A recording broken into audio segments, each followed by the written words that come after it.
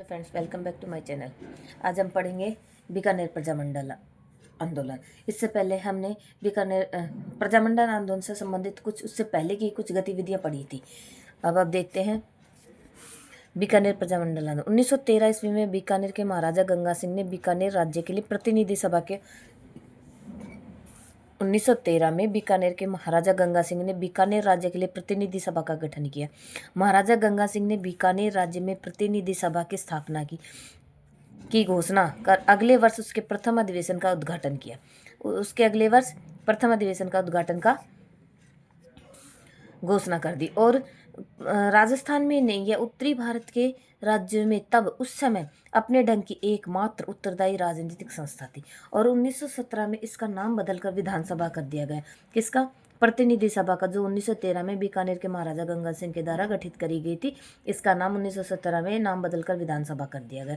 और इसकी संख्या प्रारंभ में 35 थी, जो 1937 में बढ़ाकर 45 कर दी गई। और 1914 में हिंदी को सरकारी कामकाज की भाषा बनाना 1914 में हिंदी को सरकारी कामकाज की भाषा बनाया गया गंगा सिंह के द्वारा। 1921 में जमींदार बोर्ड की स्थापना किसके द्वारा करी गई? बीकानेर के गंगा सिंह के द्वारा। और आदि प्रगतिशील लोकप्रिय कदम गंगा सिंह ने उठाए। और इस प्रकार बीकानेर राजस्थान का पहला राज्य है जिसने बीकानेर प्रजामंडल आंदोलन को आगे बढ़ाकर संरक्षण प्रदान किया था। और ये तो थे लोकप्रिय कार्य जो भी बीकानेर के गंगा सिंह ने करे थे। दूसरा उसका एक रूप भी था जो निरंकुश शासक का। जब उन्हें लगा कि ब्रिटिश सरकार की हवा राजनीतिक बीकानेर को भी प्रभावित कर सकती है, तो उन्हें 4 जुलाई 1932 को बीकानेर सार्वजनिक सुरक्षा अधिनियम लागू किया गया। 4 जुलाई 1932 को उन्होंने बीकानेर सार्वजनिक सुरक्षा अधिनियम लागू कर दिया, जिसका उद्देश्य जन जागरण को दबाना था। जो ये राजनीतिक गतिविधियां हो रही थी उनको दबाने के लिए इन्होंने 4 जुलाई 1932 को बीकानेर सार्वजनिक सुरक्षा अधिनियम लागू कर दिया गया। और इस पर बदलाव की हवा तो बीकानेर तक पहुंच चुकी थी। सर्वप्रथम बीकानेर राज्य में 1907 में चूरू में सर्वहितकारिणी सभा की स्थापना स्वामी गोपाल दास के द्वारा करी गई थी। कौन सी सर्वहितकारिणी सभा की स्थापना? स्वामी गोपाल दास के द्वारा 1907 में करी गई थी। ये एक सामाजिक शैक्षणिक संस्था थी। इसके बाद 1920 में बीकानेर में सद्विद्या प्रचारिणी सभा की स्थापना हुई। 1920 में बीकानेर में सद्विद्या प्रचारिणी सभा की स्थापना 1920 में बीकानेर में। और इसके द्वारा 2 नाटक अभिनीत किए गए थे, धर्म विजय और सत्य विजय, जो सामाजिक नाटक अभिनय से समस्त सरकारी क्षेत्र में हलचल मचा दी थी। और इस पर सबसे बड़ी घटना तो तब हुई जब 26 जनवरी 1930 को चूरू के धर्म स्तूप पर महंत गणपतिदास, चंदनमल बहेड़, वैद्य शांत शर्मा के द्वारा तिरंगा फहराने पर महाराजा ने महंत से मंदिर ही जब्त कर लिया। बाद में पंडित मदन मोहन मालवीय और घनश्याम दास बिरला के हस्तक्षेप पर महाराजा ने मंदिर महंत को वापस लौटाया। बाद में पंडित मदन मोहन मालवीय और घनश्याम दास बिरला इन्होंने हस्तक्षेप किया, तो फिर गंगा सिंह ने इनको महंत को ये मंदिर वापस लौटा दिया। और इन्हीं प्रतिकूल परिस्थिति में कार्यकर्ताओं ने अखिल भारतीय देशी राज्य लोक परिषद की गतिविधियों को रुचि लेना आरंभ कर दिया था। बीकानेर की स्वेच्छाचारिता पर प्रकाश डालने के लिए विजय सिंह मोहता ने बीकानेर राज्य में नादिर शाही नामक पुस्तक लिखी थी। विजय सिंह मोहता ने कौन सी पुस्तक? बीकानेर राज्य में नादिर शाही, ये पुस्तक का नाम है। जो बीकानेर के गंगा सिंह ने जो जन आवाज को दबाने के लिए प्रयास किए थे वह सफल नहीं हुए। और दूसरे गोलमेज सम्मेलन में देशी राज्यों के प्रतिनिधि के रूप में महाराजा गंगा सिंह लंदन के, दूसरा जो गोलमेज सम्मेलन हुआ था लंदन में, उनमें गंगा सिंह जी उन्होंने प्रतिनिधि के रूप में वहाँ लंदन गए थे। तो अखिल भारतीय देशी राज्य लोक परिषद का एक विशाल शिष्टमंडल जनता का दृष्टिकोण प्रस्तुत करने, वहाँ पर एक शिष्टमंडल भी गया था अखिल भारतीय देशी राज्य लोक परिषद का।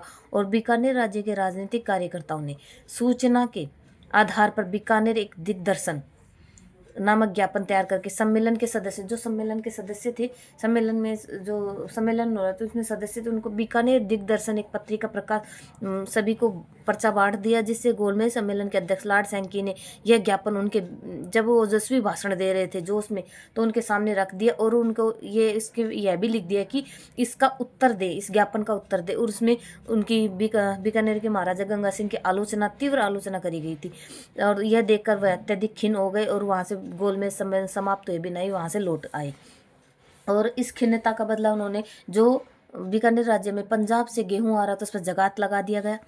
और जकात लगा दिया गया। तो इसके विरोध के स्वरूप 11 जनवरी 1932 को भालचंद कोठारी की अध्यक्षता में एक सार्वजनिक सभा गठित करी गई चूरू में। जब इन्होंने गेहूं पर जकात लगा दिया तो इस शुल्क को कम करने या वापस लेने की मांग की गई और यह भालचंद कोठारी की अध्यक्षता में एक सार्वजनिक सभा आयोजित की गई और इस बढ़ते हुए शुल्क को वापस लेने की मांग की गई। महाराजा ने इससे कुपित होकर दल बल सहित एक मंदाता सिंह को चूरू भेजा था। इसको दबाने के लिए किसको भेजा था? मंदाता सिंह को चूरू भेजा था। और इसके बाद चंदल महल बहेड़, सत्यनारायण सराफ, वैद्य शांत शर्मा, मास्टर ज्ञानचंद महंत, गणपत दास, स्वामी गोपाल दास, बद्री प्रसाद, खूबाराम एवं प्यारेलाल को बीकानेर षड्यंत्र केस के तहत गिरफ्तार किया गया। तो बीकानेर षड्यंत्र के केस के अंतर्गत किस किस को गिरफ्तार किया गया था? तो ये हमें नाम याद रखने होंगे।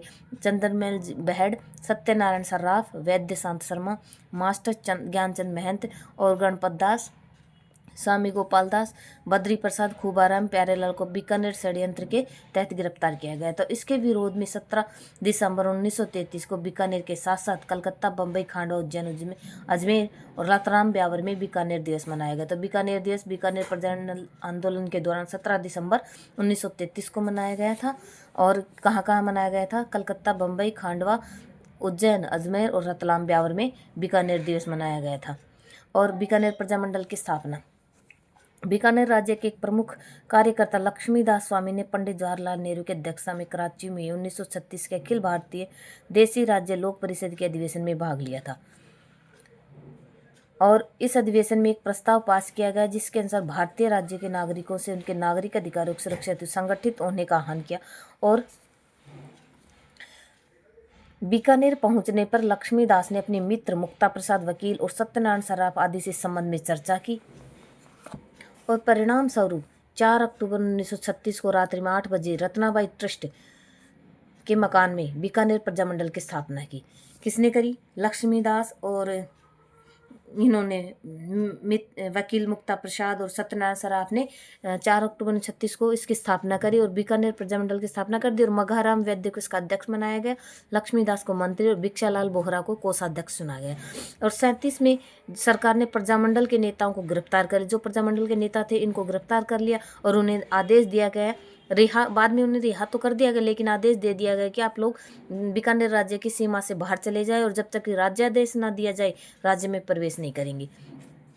इसको विरोध में 22 मार्च 1937 में अखिल भारतीय देसी राज्य लोक परिषद के तत्वावधान में दिल्ली स्थित मारवाड़ी लाइब्रेरी में एक सभा का आयोजन किया गया। बीकानेर राज्य की निष्कासन नीति की निंदा की गई। 22 मार्च 1937 को दिल्ली में स्थित मारवाड़ी लाइब्रेरी में एक सभा का आयोजन किया जिसमें बीकानेर राज्य की जो निष्कासन की नीति अपनाई गई थी उसकी आलोचना की गई। और फिर इसके बाद में निष्कासित लोगों और कलकत्ता में रह रहे राजस्थानी लोगों से मघाराम सहयोग से मघाराम ने कलकत्ता में बीकानेर राज्य प्रजामंडल की स्थापना कर दी और लक्ष्मी देवी आचार्य को इसका अध्यक्ष बनाया गया।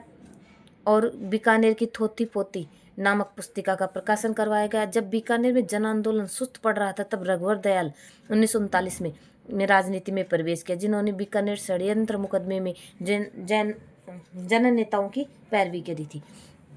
और 22 जुलाई 1942 को रघुवर दयाल गोयल के नेतृत्व में व्यापक जनाधारी प्रजा परिषद की स्थापना। 22 जुलाई में जनाधारी प्रजा परिषद की स्थापना कब हुई? 22 जुलाई 1942 को। और उसके साथ मुक्ता प्रसाद, गंगा प्रसाद कौशिक, दाऊद दयाल भी इसमें शामिल थे। कौन कौन शामिल थे जब इस प्रजा परिषद की स्थापना? एक तो ये रघुवर दयाल गोयल थे, फिर मुक्ता प्रसाद, गंगा प्रसाद कौशिक और दाऊद दयाल इसमें शामिल थे। रघुवर दयाल गोयल को राज्य से निष्कासित कर दिया गया और रघुवर दयाल गोयल को एक बार के लिए तो बीकानेर राज्य से चले गए, परंतु जब सितंबर 1942 ईस्वी में वापस बीकानेर लौटे तो उन्हें गिरफ्तार कर लिया गया। और फरवरी 1943 में गंगा सिंह की मृत्यु के बाद शार्दुल सिंह बीकानेर के शासक बने। उन्होंने सद्भावना का वातावरण बनाने हेतु रघुवर दयाल व उनके साथियों को रिहा कर दिया और रघुवर दयाल से संघर्ष जारी रखा। और 26 अगस्त 1944 को बीकानेर महाराजा ने रघुवर दयाल को वार्ता के लिए बुलाया, लालगढ़ महल में बुलाया गया वार्ता के लिए। जब यह वार्ता असफल रही तो बाहर निकलते उन्हें भारत रक्षा कानून के तहत गिरफ्तार कर लिया गया। बीकानेर सरकार के दमन का विरोध राजस्थान के अन्य राज्यों में भी हुआ और जयनारायण व्यास ने बीकानेर के दामोदर प्रसाद सिंघल की सहायता से जोधपुर में कार्यालय खोलकर बीकानेर राज्य के विरोध में सक्रिय कदम उठाए। और भरतपुर प्रजा परिषद ने बीकानेर प्रजामंडल के कार्यकर्ताओं के समर्थन में, जो इसके बीकानेर प्रजामंडल के कार्यकर्ता थे उनके साथ ऐसी ज्यादती करी गई, उनके निष्कासित कर दिया गया, तो उन्होंने इनके कार्यकर्ताओं के सहयोग के लिए समर्थन में 20 अक्टूबर 1944 को बीकानेर सरकार विरोधी दिवस मनाया। और जयपुर ने भी 25 अक्टूबर 1944 को बीकानेर दमन विरोधी दिवस मनाया गया। और 26 जनवरी 1945 को मघाराम वैद्य को बीकानेर प्रजा परिषद का अध्यक्ष बनाया गया। 26 जनवरी 1945 को वैद्य मघाराम को बीकानेर प्रजा परिषद का अध्यक्ष बना दिया गया। मघाराम वैद्य ने बीकानेर राज्य के अन्य जिलों में भी प्रजामंडल की शाखाएं खोली, जैसे कि गंगानगर प्रजामंडल परिषद का गठन कर राव माधो सिंह को उसका अध्यक्ष व जीवन शास्त्री को उसका मंत्री बनाया। इस प्रकार प्रजामंडल व महाराजा के बीच संघर्ष जारी रहा। अंत में बीकानेर के नागरिकों के अधिकारों की स्थिति की जांच के लिए उन्हें अखिल भारतीय देसी राज्य लोक परिषद की राजपुताना प्रांतीय परिषद के अध्यक्ष गोकुल भाई भट्ट एवं हीरालाल शास्त्री बीकानेर की जांच के लिए भेजे गए। और 31 अगस्त 1946 बीकानेर नरेश ने उत्तरदायी शासन की विधिवत घोषणा कर दी। तो बीकानेर राज्य के उत्तरदायी शासन की विधिवत घोषणा कब करी गई? 31 अगस्त 1946 को। इसके अनुसार एक विधान समिति विधानसभा का ढांचा पर इसमें क्या कहा गया कि एक विधान समिति विधान परिषद का ढांचा तय प्रस्तुत करेगी। दूसरी मताधिकार समिति होगी जो कि मताधिकार की शर्तों और निर्वाचन के क्षेत्रों का निर्धारण करेगी। ये दोनों समिति अपना कार्य 1 मार्च 1947 तक संपन्न करें। लंबे इंतजार के बाद दिसंबर 19 बीकानेर संविधान अधिनियम जनता के लिए प्रकाशित कर दिया गया। बीकानेर संविधान अधिनियम कब प्रकाशित करा गया? दिसंबर 1947 में। कुछ बातों को छोड़कर समस्त शासन एक परिषद को सौंप दिए गए जो व्यवस्थापिका के प्रति उत्तरदायी थे। और इसी बीच कैबिनेट योजना के अंतर्गत अंतरिम सरकार बनी और संविधान निर्मात्री सभा का कार्य आरंभ हुआ। महाराजा शार्दुल सिंह ने दूरदर्शिता का परिचय देते इसमें भाग लेने का निर्णय किया। 28 अप्रैल 1947 को बीकानेर के प्रतिनिधि के.एम. पणिकर ने विधान निर्मात्री सभा में अपना स्थान ग्रहण किया। 28 अप्रैल 1947 को बीकानेर के प्रतिनिधि के रूप में के.एम. पणिकर ने विधान निर्मात्री सभा का अपना स्थान ग्रहण किया। 30 मार्च 1949 को बीकानेर ने स्वयं को वृहत राजस्थान में सम्मिलित कर लिया। तो हम नेक्स्ट वीडियो में पढ़ेंगे जोधपुर प्रजामंडल आंदोलन। अगर आपको बच्चों वीडियो पसंद आता है तो मेरे चैनल को लाइक शेयर सब्सक्राइब जरूर करें। कमेंट करना तो बिल्कुल भी ना भूलें। आपका लाइक करना, शेयर करना, कमेंट करना मेरे को मोटिवेट करता है और मेरे चैनल को ग्रो करने में आपका सब्सक्राइब करने का महत्वपूर्ण योगदान रहेगा। वीडियो देखने के लिए आपका बहुत बहुत धन्यवाद।